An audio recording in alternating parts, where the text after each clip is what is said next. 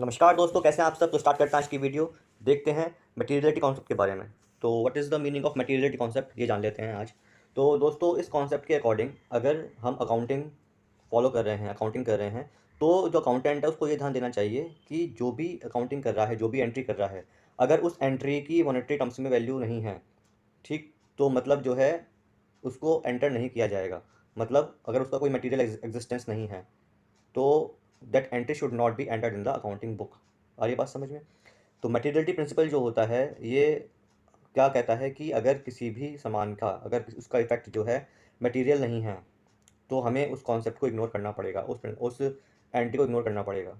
ये जो प्रिंसिपल है दोस्तों, ये जो है फुल डिस्क्लोजर प्रिंसिपल का एक्सेप्शन है। According to full disclosure principle ये कहा जाता है कि जो कोई भी चीज़ हमें जो है छुपा के नहीं रखनी अकाउंटिंग के अंदर, सभी चीज़ की वैल्यू देनी पड़ती है, चाहे प्रॉफिट हो रहा है चाहे लॉस हो रहा है। लेकिन ये कॉन्सेप्ट ये कहता है कि भाई जिसका कोई वजूद ही नहीं है, जिसका कोई हम मॉनेटरी टर्म्स में उसकी वैल्यू नहीं हम बता सकते हैं, हमें दिख नहीं रही वो चीज़, ठीक है, तो उसका हम कैसे एस्टिमेट लगाएं कि उसमें उससे में प्रॉफिट होगा या लॉस होगा। फॉर एग्जांपल, किसी एम्प्लॉय का करेक्टर है, अब उसके जो करेक्टर है उसकी वजह से जो बिजनेस को लॉस हुआ, लेकिन जो है अब जो है जो करेक्टर है किसी एम्प्लॉय का या किसी एम्प्लॉयर का, वो तो हम मेजर नहीं कर सकते ना, that is not a material.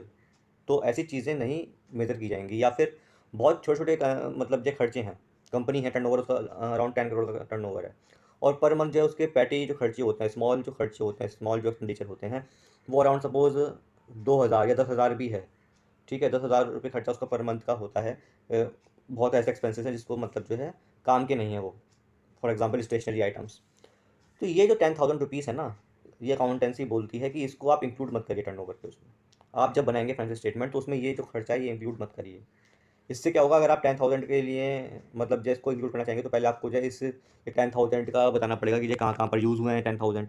तो उससे क्या होगा, अकाउंटेंट का बेवजह का जो है जो काम है बढ़ जाएगा, और जो हमारी अकाउंटिंग शीट है, जो डिफरेंट स्टेप्स पे जो है अकाउंटिंग प्रिंसिपल फॉलो होते हैं, उसमें भी दिक्कत आएगी। तो ऐसी चीज़ें नहीं हम लेते हैं वाइल अकाउंटिंग। आगे बात समझ में। तो देख लेते हैं क्या लिखा हुआ है।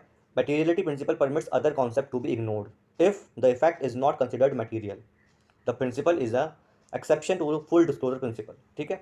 According to materiality principle, all the items having significant economic effect on the business of the enterprise should be disclose in the financial statement. केवल वही मतलब जो है हम स्टेटमेंट या फिर जो एंट्रीज दिखाएंगे जिसका सिग्निफिकेंट इकोनॉमिक इफेक्ट है, सिग्निफिकेंट इकोनॉमिक इफेक्ट अगर है तभी दिखाएंगे, अदरवाइज नहीं दिखाएंगे।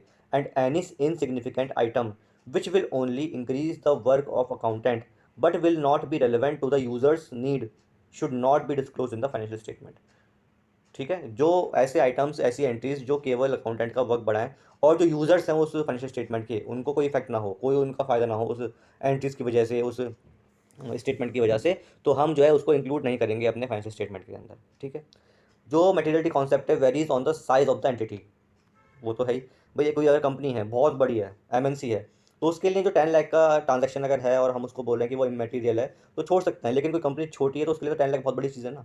तो it depends on the size of entity की जो कंपनी कितनी बड़ी है, वो बहुत मल्टी करोड़ का उसका टर्नओवर है तो उसके लिए 10 लाख रुपीज़ कोई मायने नहीं रखता, तो वो उसको छोड़ सकता है अपने अकाउंटिंग स्टेटमेंट के अंदर। लेकिन कोई कंपनी छोटी है जिसका जिस जो भी स्टार्ट हुई है, या टर्नओवर ही उसका जो है 10 लाख के आसपास है, तो कैसे छोड़ देगा वो इस खर्चे को, नहीं ना। तो एक कंपनी के लिए वही खर्चे जो हैं इंपॉर्टेंट हो जाते हैं और वही खर्चे दूसरी कंपनी के लिए इंपॉर्टेंट नहीं रहते हैं। तो ये डिपेंड करता है on the size of the entity, ठीक है दोस्तों। तो उम्मीद करता हूँ कि जो है ये कॉन्सेप्ट समझ में आएगा। अच्छी लगी video, please like this video, share this video, subscribe my channel. Thank you, have very nice.